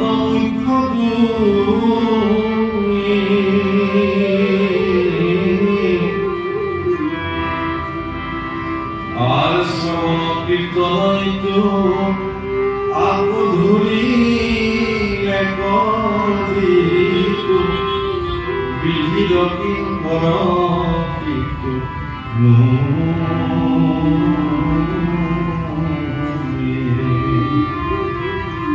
ভক্তিৰ ভিতৰত জ্ঞান বৈৰাগ্য কৰ্মৰ ভিতৰত ভক্তি শ্ৰেষ্ঠ গতিকে শ্ৰেষ্ঠ ভগৱতী যেতিয়া আপুনি জীৱনত গ্ৰহণ কৰিলে আপুনি বিধিৰ কিংকৰ এইটো এটা বেলেগ ধৰণে ব্যাখ্যা কৰে যে আমি অবিধি কিংকৰ বিধি কিংকৰ এৰা হয় বিধি কিংকৰ মানে কি আপুনি বিধিৰ দাস হৈ থাকে বিধিত যি লিখা আছে আপোনাৰ কপালত যিটো লিখি লৈ আহিছে সেইমতে আপোনাৰ জীৱন চলি যাব কিন্তু যিজন ভগৱানৰ চৰণত সমৰ্পিত হৈ গ'ল তেওঁ বিধি কিংকৰ নহয় তাৰমানে তেওঁৰ কপালত যিয়ে লিখা নথকা সেইমতে তেওঁ নচলে কাৰণ তেওঁৰ জীৱনটো যে ভগৱানে চলাব গতিকে বিধিয়ে যদি বিধিত লিখা আছিল ইয়াৰ বহুত দুৰ্ঘটনা মৰিবলৈ আছে নমৰে এই বিধি কামে বিধি কিংকৰ তেওঁ নহয় তেওঁ ঈশ্বৰৰ কিংকৰ এতিয়া গতিকে বিধিক ধ্যান কৰিলে ভাগ্যক ধ্যান কৰা ভগৱান বুজি আছে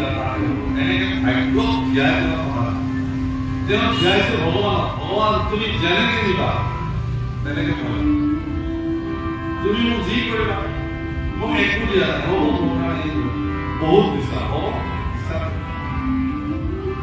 স্থিত কৰিব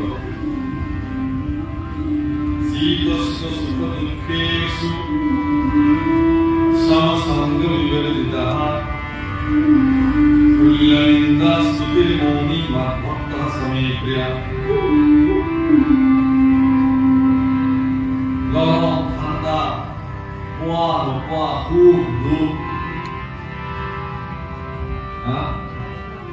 সমদুঃখেষু সুখেষু দুখতো সুখতো তেওঁ স্থিত কৰিব বহুত দুখ আহিলে তেওঁ ক'বলৈ হ'ব তুমি নিচা কৰিব লাগিব বহুত সুখ দিছে যেতিয়া আত্মহাৰা নাযায় একদম ঠাণ্ডা হৈ থাকিব না না এইবিলাক ভৰসা নাই আজি আছে কাইলৈ নাই গতিকে এইটোত মই একদম উঠি ভাবি যাওঁ হে ভগৱান তুমি মোক পৰীক্ষা চাইছা নেকি ভগৱানৰ প্ৰতি গতিকে এই সুখটো তুমি মোৰ ভিতৰত যিহেতু বহি আছা মোৰ হয় তুমি ভোগ কৰা হ'ব মোক প্ৰয়োজন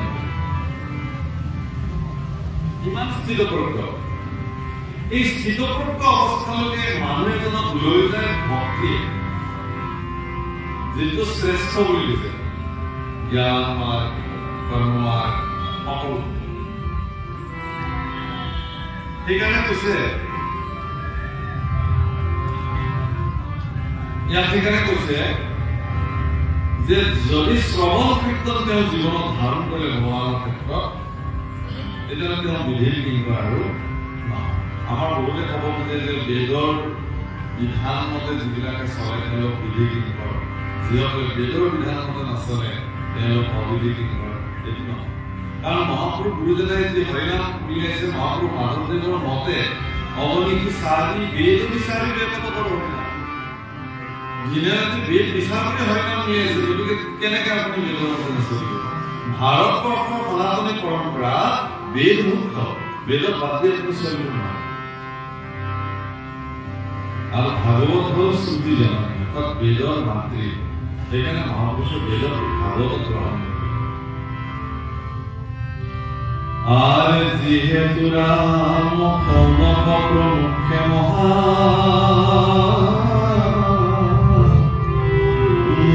খব আশা আর তুমি খব মহাভাগ্য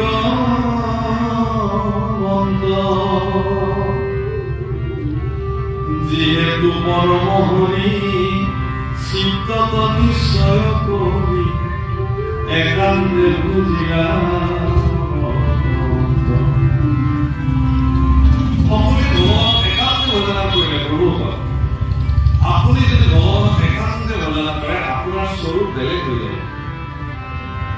আৰু তেনেকুৱা ভগৱানক ভজা ব্যক্তি যদি আপোনাৰ সন্মুখত মুখামুখি হয় আপোনাক তেওঁ এটা বেলেগ দৃষ্টিৰে চাব আপোনাক এটা বেলেগ স্বৰূপত তেওঁ দেখাব একেবাৰে সেইকাৰণে ৰাক্ষস নগৰে হনুমান যেতিয়া কিতাপ বিচাৰি গ'ল ইমান ৰাক্ষসৰ মাজত বিভীষণক তেওঁ মংগল বেশেৰে ভক্ত হিচাপে তেওঁ দৃষ্টি দিল আপোনালোকে বিভীষণ বুলি ক'লে ভাবে নেকি খুব ধুনীয়া মানুহ ৰাক্ষসৰ নিচিনা বিভীষণ শব্দৰ অৰ্থটো হ'ল বিশিষ্ট ভীষণ কি বিভীষণ ইমান ভীষণ বিশিষ্ট ভীষণ দেখিলেই ভয় ভয়ঙ্কর রাক্ষস রাবণ যেনেকুৱা তেনেকুৱা কিন্তু তেওঁ দেখা তেনেকুৱা ভিতৰত এটা নিৰ্মল ভক্ত তেওঁ শৰীৰৰ ভিতৰত লুকাই আছে আৰু সেইটো ৰাৱণেও দেখা নাপালে ব্ৰহ্মাণ্ডে দেৱতাবিলাকো নেদেখিলে কিন্তু হনুমানে গৈ দেখিলে এইজনৰ ভিতৰত দেখোন ময়ে সোমাই আছে সেইকাৰণে গাত ভস্ম ধূলি সানি থকা সৰ্পৰ মুণ্ড মালা পিন্ধি থকা ভগৱান শংকৰ শিৱ মেনকাই কি দেখিলে ব্ৰহ্মাই ক'লে যে মই ভাল ল'ৰা এটা দিম তোমাৰ ছোৱালীৰ কাৰণে সতীৰ কাৰণে ব্ৰহ্মাই কৈছে বেয়া ল'ৰা হ'ব একে আশাৰে বাপেক মাকে মানি ল'লে হ'ব বোলে কোন বোলে কৈলাশ মোৰে ল'ৰা দিলি ব্ৰহ্মাৰ ভিতৰত বিয়া পাতিবৰ কাৰণে আহিছে একদম মানে অৱস্থা ভয়ংকৰ ৰূপে আহিছে আৰু মেনকাক ভয় খাইছে আমাৰ কামৰূপী লোকগীতত খুব ধুনীয়াকে বৰ্ণন কৰিছে ও নেকে পাৰ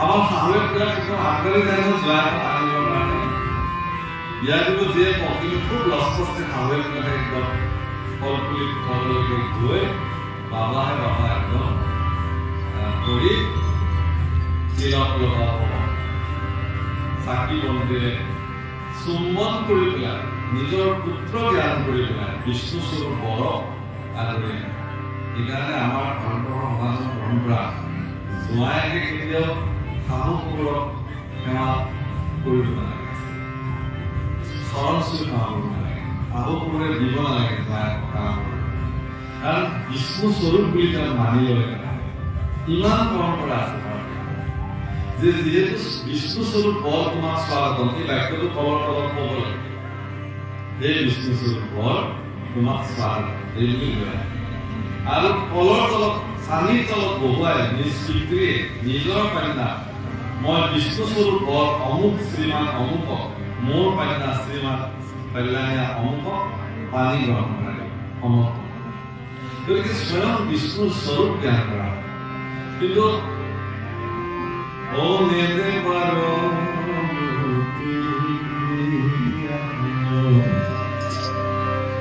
তোৰ পৰা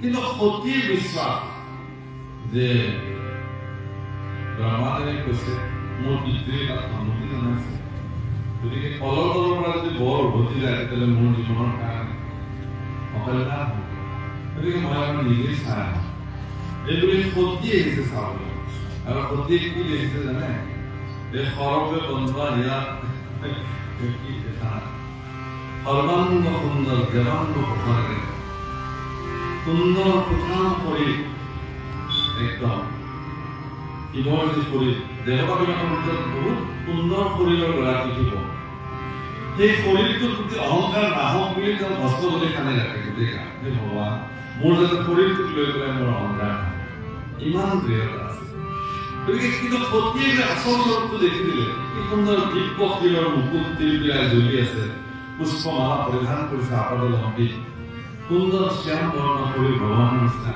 কোঠাম বাহুবলী পৰাক্ৰমী সুন্দৰ অলংকাৰেৰে সমস্ত শৰীৰ বিভূতি হৈ আছে পাত ভূমিগীত পৰিধান কৰিছে ইমান সুন্দৰ আজি যি দাম দিছে মই বিয়া যেতিয়া ভাৱনা দিলে সেইটোলে বিয়া মোৰ আপত্তি নাই গতিকে এগৰাকী স্ত্ৰীয়ে কাৰোবাৰ দৃষ্টিত পুৰুষজন যিয়েই নহওক এগৰাকী সতী নাৰীৰ দৃষ্টিত তেওঁৰ স্বামীজন অন্তঃদৃষ্টিৰে তেওঁ যদি চায় তেতিয়াহ'লে তেনেকুৱা এগৰাকী স্বামীক তেওঁ নিৰ্ণয় কৰি উলিয়াব পাৰে আৰু এইটো ঠিক যে নিজৰ স্ত্ৰীৰ দৃষ্টি এগৰাকী সৰ্বাংগ সুন্দৰ পুৰুষ হিচাপে নিজক প্ৰদৰ্শন কৰিবৰ কাৰণে তেওঁ কিন্তু নিজৰ সততা ৰক্ষা কৰিব লাগিব। যদি নকৰে পৰিপূৰ্ণ তেওঁ যদি নিজৰে গণ্ডগোল আছে গালখন তেওঁ নিজৰ পত্নীৰ আগত দৃঢ়তাৰে থিয় হ'ব পাৰিব নেকি? পত্নী সতী সাবিত্ৰী জানিছো তোমাৰ গণ্ডগোল আছে, তুমি কি কি সাহসেৰে তোমাৰ পত্নীৰ সন্মুখত তুমি স্বামী হিচাপে দেখা? গতিকে দৃঢ়তা শিৱ আছিল। অন্য দেৱতাৰ নিচিনা শিৱৰ বিবাহ দ্বিতীয় বিবাহ কৰা। সতী যেতিয়া দেহত্যাগ কৰিছে তাৰ পৰৱৰ্তী সময়ত তেওঁ পৰ্বতৰ জীয়াৰী হৈ পাৰ্বতী হৈ আহিছে, তেওঁলোকে বিবাহ সমাধান কৰিছে। সেইকাৰণে বিবাহ সম্বন্ধ প্ৰভুসকল স্বামী স্ত্ৰীৰ সম্পৰ্ক এটা যুগৰ নহয়। ভাৰতবৰ্ষৰ সনাতনী পৰম্পৰা স্বামী স্ত্ৰীৰ সম্পৰ্ক 7 জন্মৰ। মই যিগৰাকী নাৰী পত্নী হিচাপে জীৱনত গ্ৰহণ কৰিছো, মোৰ দৃষ্টিত তেওঁ মোৰ আজিৰ লগত নহয়, যুগ যুগ আমি তেওঁ মই একেলগে আহি আছো। এইবোৰে আমি বিশ্বাস কৰো, কৰিব লাগে, দুজনে কৰিব লাগে যে তুমি মোৰ আজিৰ নহয়। কিন্তু এতিয়া এনেকুৱা দৃষ্টিভংগী হৈছে যে এইবাৰ মৰিলে তোমাৰ নিচিনা যাতে আৰু নাপাওঁ। এই পৰ্যায়তে গুচি গ'লে দিগদাৰ হৈ যাব। স্ত্ৰী পুৰুষ হলে অন্য প্ৰদেশত এইটো নাই, সেইকাৰণে তাত ভেলেণ্টাইন ডে আজি পালন কৰে। যিবিলাক বেমাৰ আমাৰ আজিকালি আমাৰ সুচৰিছে, বিবাহ বাৰ্ষিকী পালনৰ ধুম উঠিছে আজিকালি। আমাৰ ভাৰতবৰ্ষতো বিবাহ বাৰ্ষিকী পালন কৰাৰ প্ৰয়োজনেই নাই। তেওঁলোকৰ কথাটো কি বিদেশত যিবিলাক পশ্চিমীয়া সভ্যতা কেনেকৈ এবছৰ এটা স্বামী স্ত্ৰী এহালে এবছৰ কিবাকে কটাব পাৰিব ডাঙৰ কথা। আমি এবছৰ কটালো না চেলিব্ৰেশ্যন কৰিব লাগে, 2 বছৰ কটালো চেলিব্ৰেশ্যন কৰিব লাগে। আমাৰতো তেনেকুৱা মৰ্যাদা সম্পন্নৰে আমাৰ বিবাহ হয়। সমগ্ৰ সমাজ অগ্নি সাক্ষী কৰি, গুৰু অসমক সাক্ষী কৰি, সমাজক সাক্ষী কৰি গোৱাপান দণ্ড অৰিহণাৰে এখন সমাজত আগবঢ়াই লৈ আহি বিবাহ বৃদ্ধি দ্বাৰা সমগ্ৰ পিতৃপুৰুষ দেৱপুৰুষলৈকে পিণ্ড আদি প্ৰদান কৰি শ্ৰাদ্ধাদি সম্পাদন কৰি এহাল পতি পত্নী এই সম্পন্নতি কোনোটা নহয় কিবা কথাটো ভাঙি একদম। সেইকাৰণে যিবিলাক উন্নত দেশ প্ৰযুক্তিৰ বীজবিলাক তাতে তাত 2টা বস্তু বেছি, এটা হ'ল বিবাহ বিচ্ছেদ, এটা হ'ল আত্মহত্যা। কিন্তু ভাৰতবৰ্ষত এই 2টা বস্তু নাছিল আগতে, এতিয়া ইয়াতো লাহে লাহে হ'বলৈ ধৰিলে। তাৰ কাৰণটো হ'ল এইটোৱেই যে ভাৰতবৰ্ষৰ মানুহৰ যি আনুষ্ঠানিক শিক্ষা, এই শিক্ষা আধ্যাত্মিক শিক্ষা বিলীন। যদি আধ্যাত্মিক শিক্ষা যুক্ত হৈ থাকে কাৰোবাৰ জীৱনত, তেওঁ যিমান PhD কৰক কিবা কৰক, যিমান শিক্ষা লওক, তাৰ সমসাময়িকভাৱে তেওঁ যদি শাস্ত্ৰীয় জ্ঞান বা আধ্যাত্মিক জ্ঞানেৰে তেওঁ পৰিপূৰ্ণ হয়, তেতিয়াহ'লে তেওঁৰ জীৱনত এই 2টা বস্তু কেতিয়াও নাহে, এক আত্মহত্যা, দ্বিতীয়টো বিবাহ বিচ্ছেদ। কাৰণ তেওঁ সিদ্ধান্ত লৈছে তেনেকে। আৰু ইচ্ছা কৰিলে পতি পত্নী তেওঁলোকৰ নিজৰ চৰিত্ৰগত ফালৰ পৰা তেওঁলোকে নিজক সংশোধন কৰি এটা সম্পূৰ্ণ সুন্দৰ পৰিয়াল এটা তেওঁলোকে নিৰ্মাণ কৰিব পাৰে। আৰু তেওঁলোকৰ গৰ্ভত বা ঔৰসত যিবিলাক সতি সন্ততি জগতলৈ আহিব, তেওঁলোক এনেকুৱা সংস্কাৰ, যেনেকৈ আপোনাৰ গৰ্ভধাৰণ সংস্কাৰ এটা সংস্কাৰ আছে, যাক আমি সংস্কাৰ বুলি কওঁ। শাস্ত্ৰত উল্লেখ আছে, মনোৱালী স্মৃতিটো ধুনীয়াকৈ মোৰ কথা বৰ্ণনা হৈছে। গতিকে নাজানি যিবিলাকে ভুল কৰিলে কথা, মই সেইকাৰণে বাৰে বাৰে কওঁ যে যিবিলাক উঠি অহা প্ৰজন্ম তেওঁলোকে সতি সন্ততি কেনেকৈ জগতলৈ আনিব, তাৰ কাৰণে সম্পূৰ্ণ শাস্ত্ৰগত পদ্ধতিগত শিক্ষা আছে। সেইটো ল'ব লাগে, গ্ৰহণ কৰিব লাগে। আৰু সেই কোন সংস্কাৰৰ দ্বাৰা, গৰ্ভধাৰণ সংস্কাৰৰ দ্বাৰা যদি কোনোবাই জগতলৈ সন্তান আনে সদগুৰুৰ আশ্ৰয়ত থাকি, তেতিয়াহ'লে সেই সন্তান মহাপুৰুষ হ'বই, সৎপুৰুষ হ'বই। আপুনি লিখি আছে সেই সন্তানৰ পৰা আপুনি কেতিয়াও জ্বালা হ'ব নালাগে। গতিকে এই কথা শাস্ত্ৰই বিস্তাৰ কৰিছে পুৰুষক। সেইকাৰণে স্পষ্ট কৰিছে যে এওঁলোকেও কি কৰিছে, চিত্তক নিশ্চয় কৰি একান্তে বুজিলা ভগৱন্ত, আপোনাৰ চিত্তক স্থিৰ কৰি পেলাই আপুনি ভগৱন্তক বুজিব লাগিব। হীৰা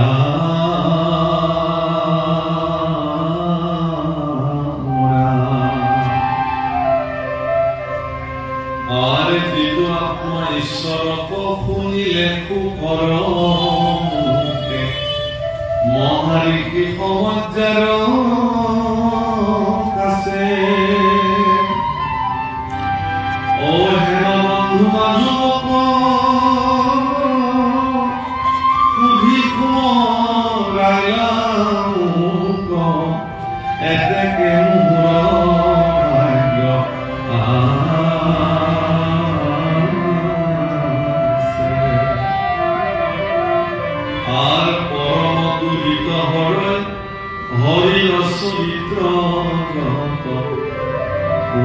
তোমাত হবে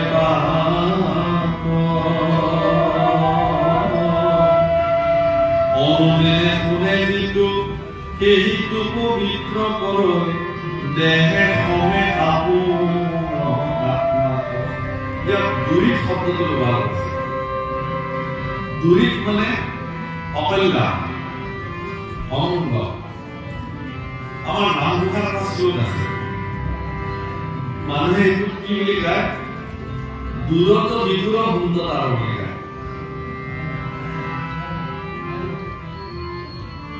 দূৰত বিদুৰ সুন্দৰতা অহংকাৰ সাক্ষাৎ কৃষ্ণৰ ভাৱে সবল কীৰ্তন। দূৰত বিদুৰ নহয়, দূৰিত বিদুৰ সুন্দৰতা।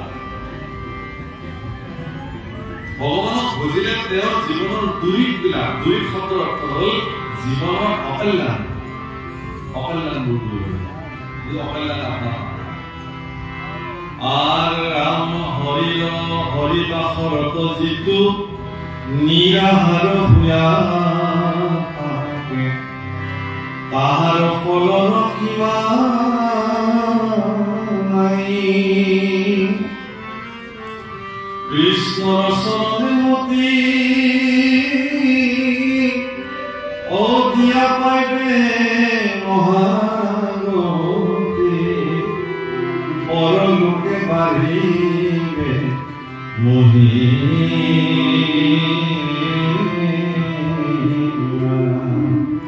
ইহলোকতো আপোনাৰ মহিমা যথেষ্ট বাঢ়িবে, পৰলোকতো বাঢ়িব। কেনেকে? হৰিবাসৰত যিটো, হৰিবাসৰত যিটো নিৰাহাৰ মেয়া পঢ়ে তাহাৰৰ ফলৰ সীমা নাই। হৰিবাসৰ শাস্ত্ৰীয় শব্দ একাদশীৰ দিনটো হৰিবাসৰ।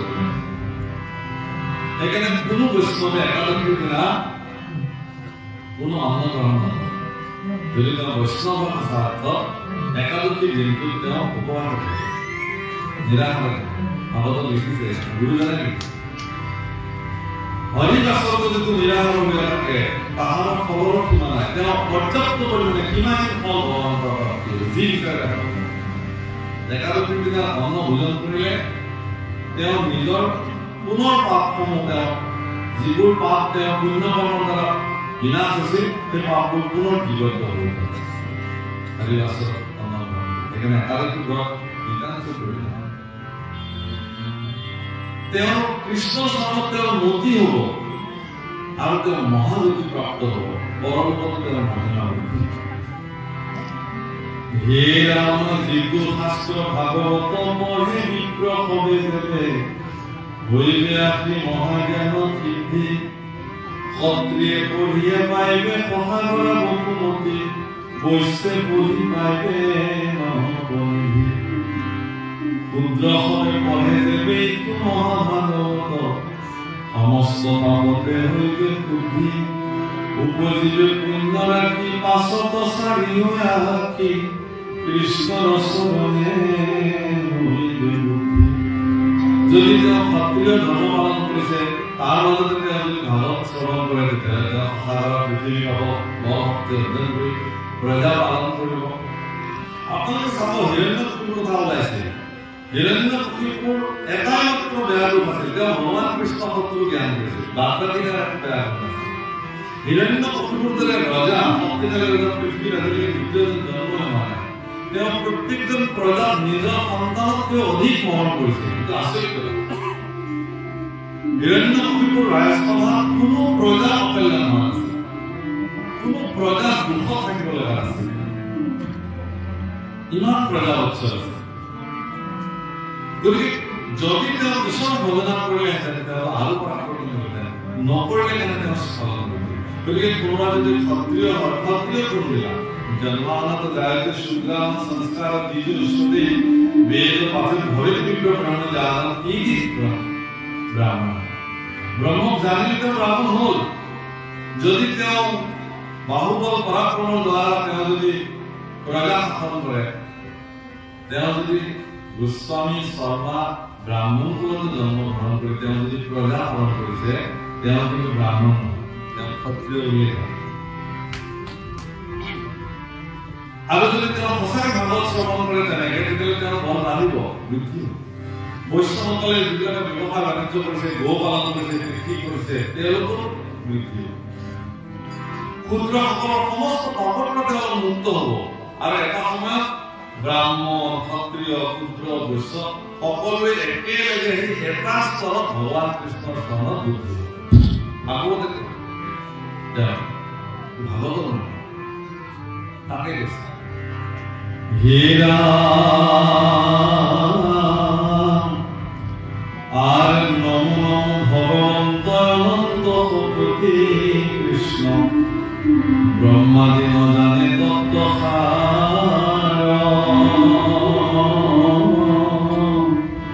জগতৰ যিটো নাথ তান পাৱে দণ্ডবতে কৰো নমস্কাৰ।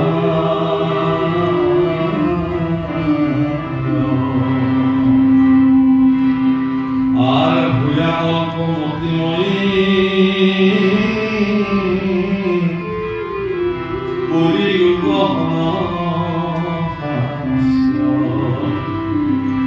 আৰ আতঙ্ক সংযোগ দুঃখ আৰ নজানো শ্ৰুতি সূত্ৰ কেবলে প্ৰণাম আত্মাৰে ৰূপ অন্তু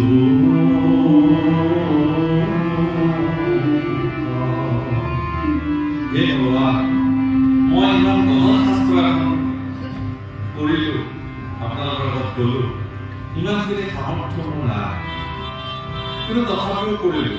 ইয়াৰ আগত কৈছে যে সুধি সোমৰালৰ মুখ এটা মহৰ ভাগ্য আছে। তেওঁ কৈছে যে হে শিশুসকল, আপোনালোকে মোক সোধাৰ কাৰণে মই কৃষ্ণ কথা কলো, ভগৱত কথা কলো, নহলেতো মই নকলোহেঁতেন। গতিকে মোক যে সুধিলে আপোনালোকে, মোৰ ভাগ্য আছে কাৰণে মোক সুধিলে, যাৰ কাৰণে মোৰ শ্ৰীমুখে মই কৃষ্ণ কথা নকলো গোটেই কৈছিল। আৰু একেখিনি কথাকে আজি আমিও আপোনালোকে আমন্ত্ৰণ কৰি আমাক কৃষ্ণ কথা কোৱাৰ সুযোগখন দিলে কাৰণে আমি কৃষ্ণ কথা ক'ব পাৰিলো। যেনেকে আমাৰ মহাভাগ্যৱান কৰি আমাক তুলিছে আপোনালোকে, তাৰ কাৰণে আপোনালোক আমাৰ কাৰণে পৰম কাৰণ। আজি আপোনাৰ সবে ইমান সুন্দৰ পৰিৱেশ আৰু বাতাবৰণত বহি কৃষ্ণ কথা যদি ক'বলৈ নিদিলেহেঁতেন মই অনুভৱ কৰিলোহেঁতেন। গতিকে ইমান গহন শাস্ত্ৰ ব্ৰহ্মাদি দেৱতাসকলে তাক তৎ নাপায়, আমিনো কোনটো তাত।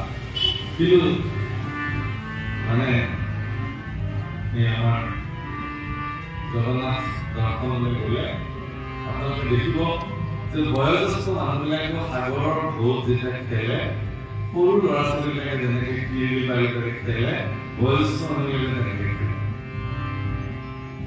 আপুনি দেখি আচৰিত হ'ব, যিজন মানুহ ইমান গভীৰ গম্ভীৰ কথাই মন পাইছে অল্প ভাষী, কিন্তু সাগৰৰ ঢৌত তেওঁ কি হৈ যায়, তেওঁ মানে সৰু ল'ৰা ছোৱালী নিচিনা হৈ যায়। কিহৰ কাৰণে? সন্মুখত বিশাল পাহাৰী সমুদ্ৰ, যে এই বিশালতাৰ মাজত আমি তুচ্ছ হৈ নাই, শিশু হৈ নাই। গতিকে ভাগৱত সমুদ্ৰ যেতিয়া সন্মুখত বিদ্যমান হৈ যায়, আমি যেতিয়া বহু সন্মুখত আজি 20-25 বছৰে এই শাস্ত্ৰৰ বাবদে পঢ়িলো আপোনালোকৰ কিন্তু সেই প্ৰভু মনৰ কথা এটা কওঁ, আজিও শাস্ত্ৰবাদ পঢ়িবলৈ বহাৰ প্ৰাক মুহূৰ্তত আজিও বুকুখন কপে যে ভগৱান আজিবা তুমি মোৰ শ্ৰীমুখে কি ওলোৱা, আজিবা মোৰ মন মস্তিষ্কত তুমি কোনখিনি কথা স্থিতি কৰাবা।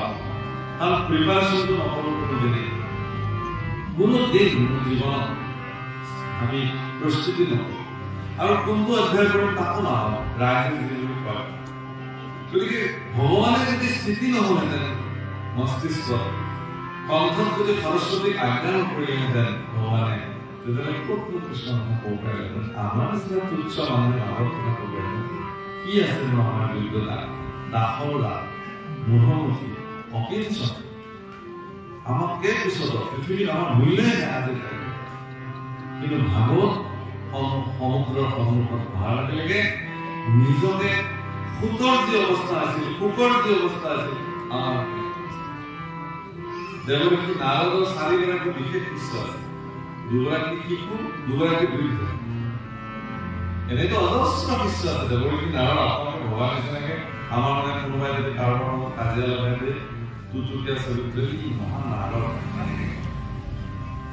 নাৰদৰ দৰে নহয় নাৰদে কেতিয়াও কাজিয়া লগোৱা নাই নাৰদে কেঁচা ভাঙিছে নাৰদৰ শিশু শিষ্য প্ৰহ্লাদ ধ্ৰুৱ আৰু বয়োজ্যেষ্ঠ বয়োবৃদ্ধ শিষ্য দেৱৰ্ষি নাৰদৰ বেদব্যাস আৰু মহৰ্ষি বাল্মীকি দুজন এজনে দেৱৰ্ষি নাৰদৰ পৰা জ্ঞান প্ৰাপ্তি কৰি 18,000 শ্লোকৰ ভাগৱত ৰচনা কৰিলে আৰু মহৰ্ষি বাল্মীকিয়ে নাৰদৰ শিষ্যত্ব গ্ৰহণ কৰি 24,000 শ্লোকযুক্ত ৰামায়ণ মহাভাৰত ৰচনা কৰিছে গতিকে এগৰাকী সামৰ্থ্য গুৰুৰ কৃপা এগৰাকী ব্যক্তিয়ে অসাধ্য সাধন কৰিব পাৰে গতিকে সেই প্ৰভুসকল মহামুনি সুদেৱ আজি এই কথাটো কৈছে যে আমি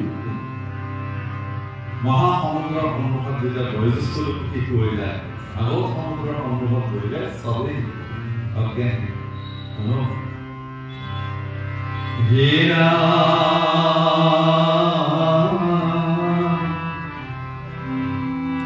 ৰাম জয় জয় মুনি শুক লোক কৃপায় প্ৰচাৰিলা মহাভাৰত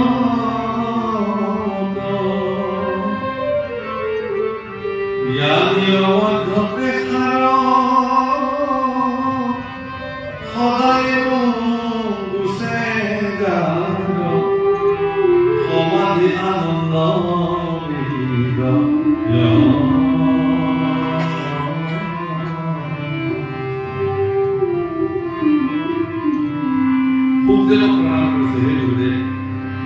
তোমাৰ কৃপাত মই আজি এই কথা ক'ব পাৰিছো গুৰুৰ প্ৰতি সন্মান থাকিবই লাগিব গুৰুৰ প্ৰতি গতিকে আজি এই গৌৰ পূৰ্ণিমা ইয়াৰ মূল তাৎপৰ্যই হ'ল এইটো যে হিৰণ্যকশিপুৰ ভগ্নী হোলিকা যিগৰাকী এটা ডাঙৰ বৰ আছিল যে তেওঁ অগ্নিয়ে তেওঁ দাহ কৰিব নোৱাৰে সেইকাৰণে ইটোৰ পিছত সিটো শাস্তি দিয়াৰ পিছতো প্ৰহ্লাদক যেতিয়া হিৰণ্যকশিপুৰ ঘোষণা কৰিলে যে ইয়াক অগ্নিত দাহ কৰি দিয়া যায় কাৰণ হাতী গছকিব দিলেও একো নহয় সাপক দৰ্শন কৰিব দিলেও একো নহয় সাগৰত পেলাই দিছে তাতো একো নহয় কোবাইছে পিটিছে মাৰিছে একো নহয় জাঠি জোনেৰে হানিছে অস্ত্ৰৰে কাটিছে একো নহয় জুইত দাহ কৰি দিব লাগে ভগ্নী হোলিকাই ক'লে যে দাদা মোৰ বৰ আছে মোৰ শৰীৰ অগ্নিয়ে একো কৰিব গতিকে মই ভতিজা প্ৰহ্লাদক কোলাত লৈ থাকিম এইটো কেনেকুৱা পেহীয়ে হ'ব ভাবকচোন এনেকুৱা পেহীয়ে পৃথিৱীত কাকো নিদিয়ে মানে পেহীয়েকবিলাক কিমান মৰমীয়াল ভায়েকৰ ল'ৰা ছোৱালীৰ নামত পাগল হৈ থাকে নিজৰ ল'ৰা ছোৱালীতকৈ মৰম কৰে ভায়েকৰ ল'ৰা ছোৱালী এই পেহীয়েকৰ পৃথিৱীত এনেকুৱা পেহীয়েক এটা জন্ম হ'ল যিটো ক'লে যে মই ভতিজাটোক কোলাত লওঁ তোমালোকে শৰীৰ চিতা ৰেডি কৰা জুই জ্বলাই দিব মই বহি থাকিম অগ্নি চাৰিওফালৰ পৰা দহি তাক মই এৰি দিলোঁ তাক পুৰি শেষ কৰি দিব আৰু মই তাত ওলাই কিন্তু প্ৰভুসকল আমাৰ শৰীৰৰ ভিতৰতে পঞ্চতত্ব আছে কীৰ্তি অপৰ তেজ মৰুভূম ইয়াতে মাটি আছে পানী আছে আকাশ আছে বায়ু আছে আৰু অগ্নিতত্ব আছে আমাৰ এই হাতৰ 5টা আঙুলি পঞ্চতত্ব ইয়াতে কীৰ্তি অপৰ তেজ মৰুভূম সেইকাৰণে অন্ন গ্ৰহণ কৰিলে মানে হাতেৰে খাব লাগে সদায় ইংৰাজী চাহৰ নিচিনা চামুচেৰে খাব নালাগে পঞ্চতত্ব এক সূত্ৰ যেতিয়া এনেকে পঞ্চতত্ব মুদ্ৰা আছে পঞ্চতত্ব মুদ্ৰা একেলগে যেতিয়া অন্নখিনি লগ লাগে তেতিয়া শৰীৰৰ ভিতৰত এটা বিশেষ এনাৰ্জি সৃষ্টি হয় সেই অন্নখিনি গ্ৰহণ কৰিবৰ কাৰণে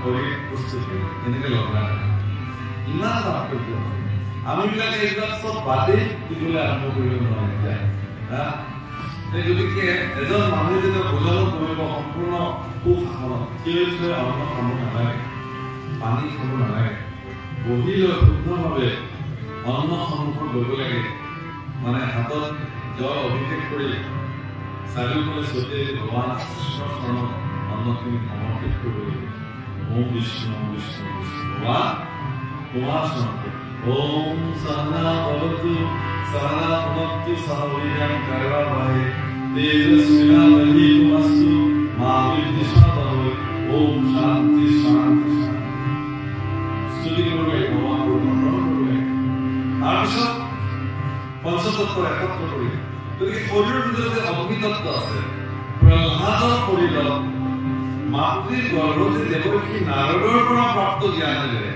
প্ৰহ্লাদৰ ভিতৰত পঞ্চতত্ব তেওঁ ইচ্ছা কৰিলে জাগ্ৰত কৰিব পৰা সেইকাৰণে পানী তত্ত্ব যেতিয়া জাগ্ৰত কৰিলে পানী একে হৈ গ'ল যেতিয়া তেওঁ অগ্নি দি দিলে তেওঁ অগ্নিতত্ত্ব জাগ্ৰত কৰিলে অগ্নি আৰু তেওঁ একে হৈ গ'ল গতিকে শৰীৰৰ নোমেলাল অগ্নি কৰিব নোৱাৰে কিন্তু তেওঁ অগ্নিতত্ত্ব জাগৃত কৰিলে কাৰণে হোলিকাৰ যিটো বল আছিলে সেই বলটো উল্টা হ'ল কোনোবাটো দৌৰিবলৈ কিবা কৰি হোলিকাৰ আহৰণ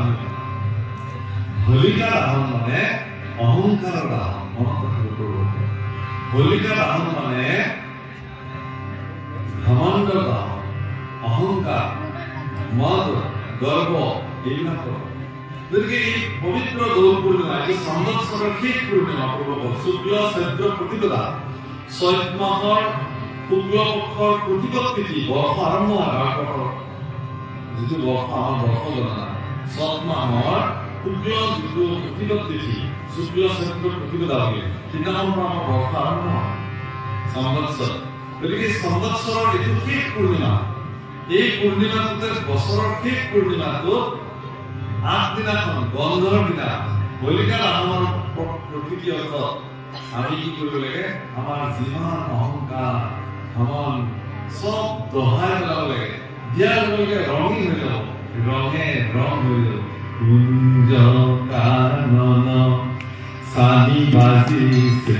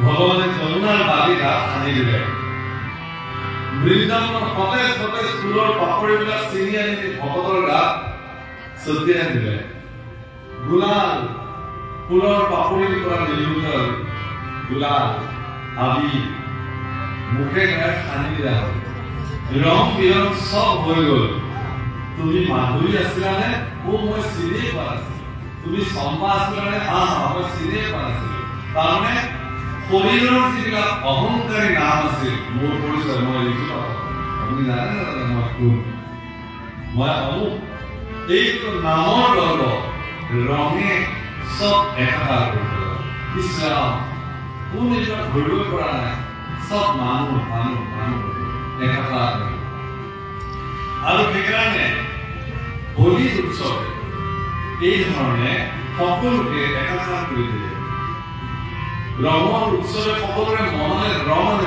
নতুন বছৰ আহিব গতিকে পুৰণি বছৰৰ আজি পবিত্ৰ পূৰ্ণিমা আপোনালোকৰ প্ৰতি মোৰ বিনম্ৰ সেৱা মোৰ নিবেদন যিমান অহংকাৰ আছিল দাহ কৰি দিয়ক আজিৰ পৰা ঘমনবিলাক দাহ কৰি দিয়ক, ঈৰ্ষাবিলাক দাহ কৰি দিয়ক, অসূয়াবিলাক দাহ কৰি দিয়ক, অসন্তুষ্টিবিলাক দাহ কৰি দিয়ক। পৰম সন্তুষ্টিৰে এটা মনুষ্য জীৱন সুদৃঢ়, খুব আনন্দিত জীৱন, আনন্দৰে জীৱন কটাবৰ কাৰণে সংকল্প। গতিকে এই সংকল্পৰে সকলোকে আশীৰ্বাদ কৰিলোঁ, শুভকামনা কৰিলোঁ। আপোনালোকৰ জীৱনবিলাক আবিৰৰ ৰঙেৰে যেনেকৈ ৰঙীন হৈছিলে, আজি আগন্তুক নতুন বছৰত সকলোৰে ৰঙীন হওক। এটা মাত্ৰ পদ আছে, যিখিনি গাই আজি অনুষ্ঠানত আমি বিৰাম দিম।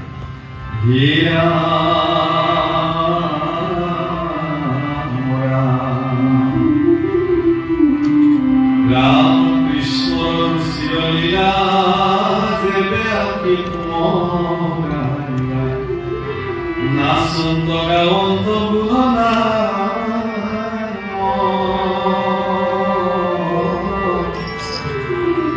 ও মহিমা কহিব কত উপগুরু শরণ করু হেরা পুরিয়া রাম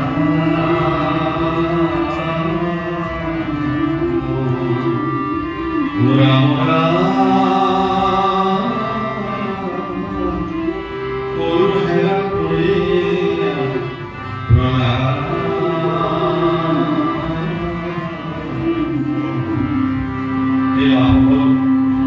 আজি মোৰ লগত সংগ্ৰহ কৰিছে বিশ্বজিৎ ডেকা, আমাৰ মৃত্যুঞ্জয় চৌধুৰী, প্ৰবাল ডেকা, আমাৰ যোগেন বসুমতাৰী, এখেতলোক একোগৰাকী মানে জনতাৰ মাজত থকা শিল্পী।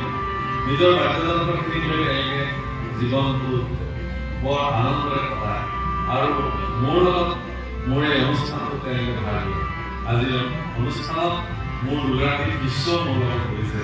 হিমাংশু নাথ কৈলাবাৰী কমলাৰ পৰা আছে আৰু আমাৰ নীলিমজ্যোতি বৰা গুৱাহাটী জালুকবাৰীৰ পৰা। আপোনালোকে নাম মুখেৰে আমাক সকলোকে আশীৰ্বাদ কৰক, যাতে আমি ভগৱানৰ সেৱাত জীৱন অতিবাহিত কৰিব পাৰোঁ।